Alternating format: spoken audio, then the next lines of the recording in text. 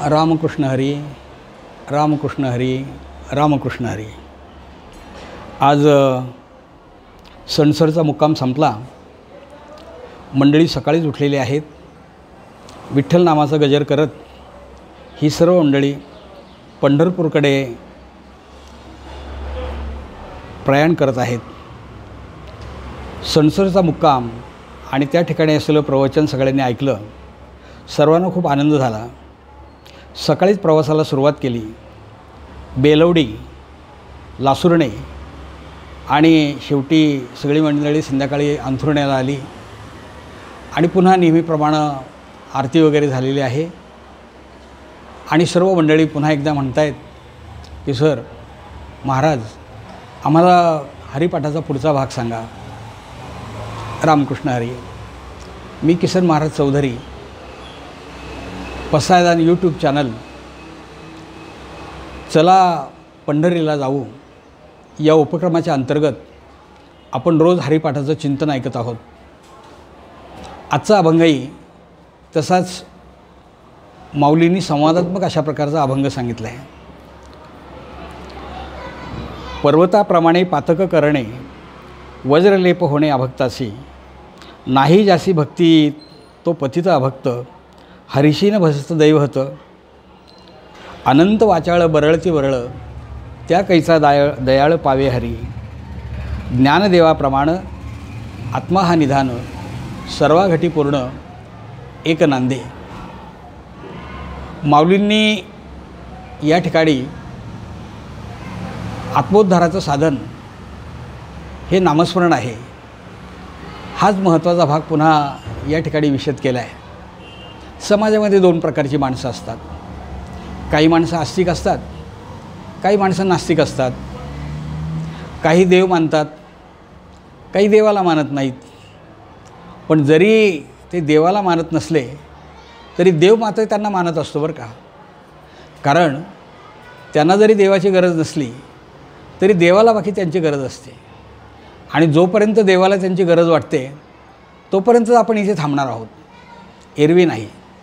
असो, काही माणसं अंतर्मुख असतात तर काही माणसं बहिर्मुख असतात। अंतर्मुख माणसं जीवनाचा विचार करतात, बहिर्मुख माणसं ही थोडी भोगवादी असतात आणि म्हणून बहिर्मुख माणसं ही नास्तिक असल्यामुळं देवावर त्यांचा विश्वास नसतो। माणूस जन्माला आल्यानंतर तीन गोष्टींचा विचार करावा। को अहम, मी कोण आहे, कथमिदम जातम, मला जायचं आहे कुठं, को अस्य करता, मला निर्माण करणारा कोण आहे। या तीन गोष्टींचा विचार केला आणि माणूस अंतर्मुख झाला की मग त्याला भगवंताचं महत्त्व समजतं।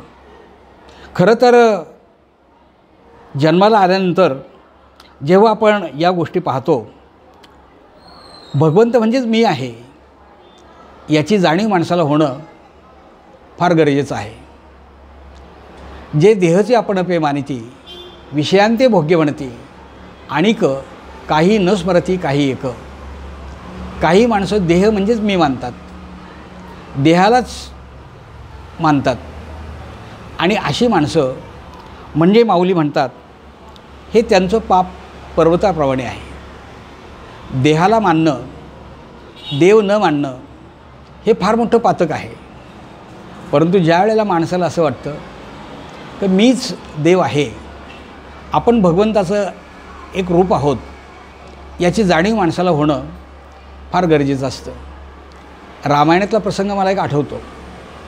प्रभू रामचंद्र, लक्ष्मण आणि सीतामाता या वनवासात आहेत।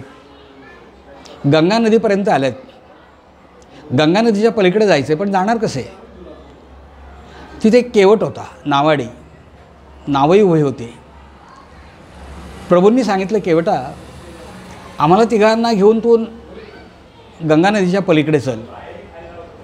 पण तो केवट काय ऐकत नव्हता। तो म्हणाला, प्रभू मी नाही माझ्या नावेत तुम्हाला बसवणार। प्रभू पुन्हा पुन्हा विनंती करत होते पण तो नाहीच म्हणत होता। शेवटी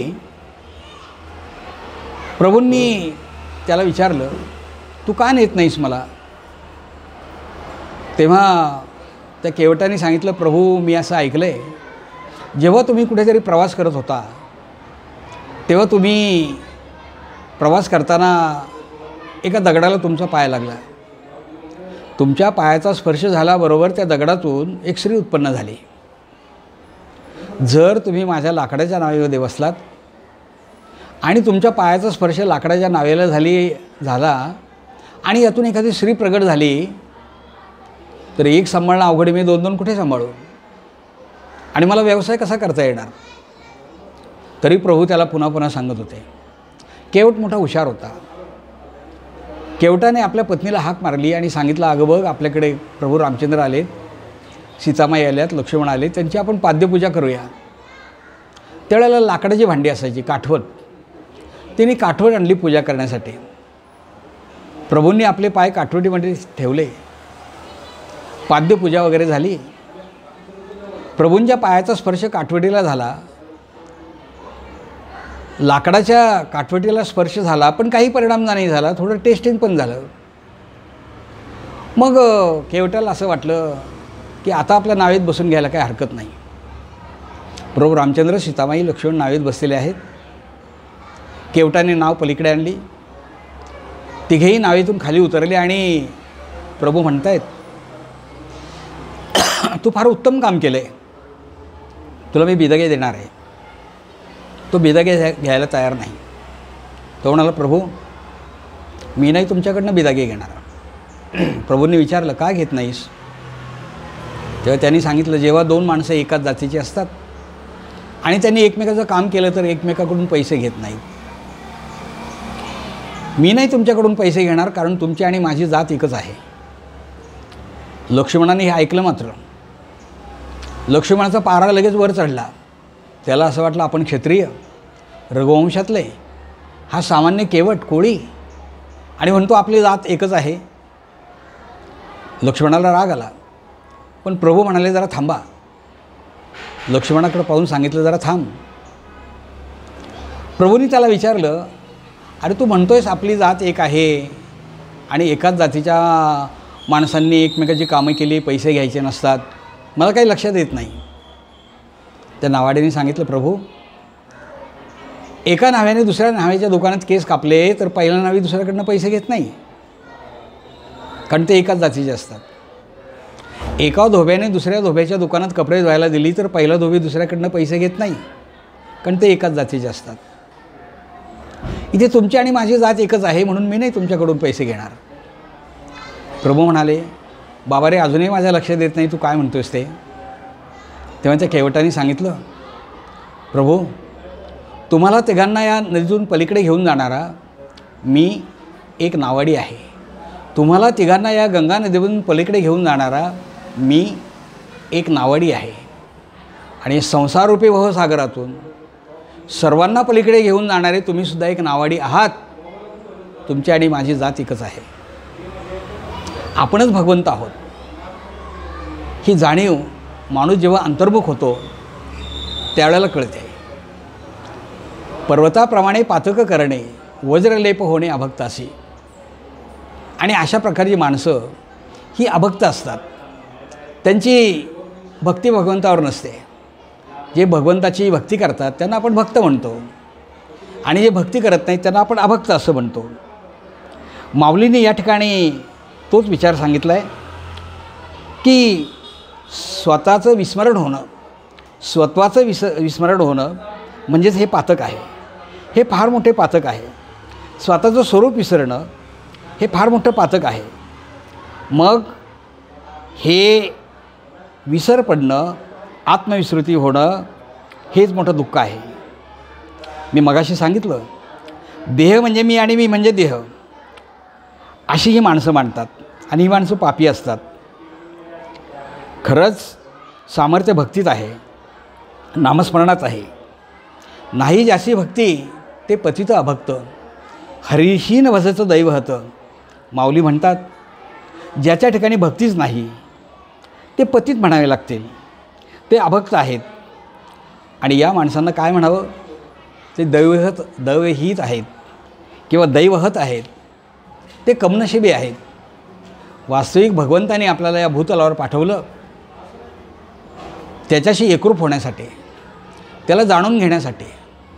पण अशी अभक्त माणसं मात्र हे दुर्दैवीच म्हणावी लागतील.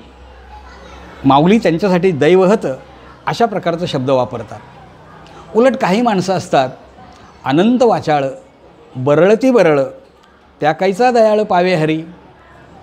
समाजामध्ये नास्तिक माणसं अशी असतात की नुसतीच बडबड करत असतात.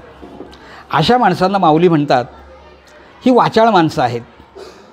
मग या अशा वाचाळ माणसांना काय म्हणावं? भगवंताने आपल्याला सुंदर देह दिला, तो त्याला जाणून घेण्यासाठी दिला. देह हे साधन आहे आणि मोक्ष हे साध्य आहे. माणसाला साधन आणि साध्य कोणतं हेच कळत नाही. भगवंताने सुंदर शरीर आपल्याला दिलं, तोंड दिलं त्याचं नामस्मरण करण्यासाठी, पाय दिले त्याच्याकडे जाण्यासाठी, हात दिले त्याचं टाळी वाजवण्यासाठी, काम करण्यासाठी.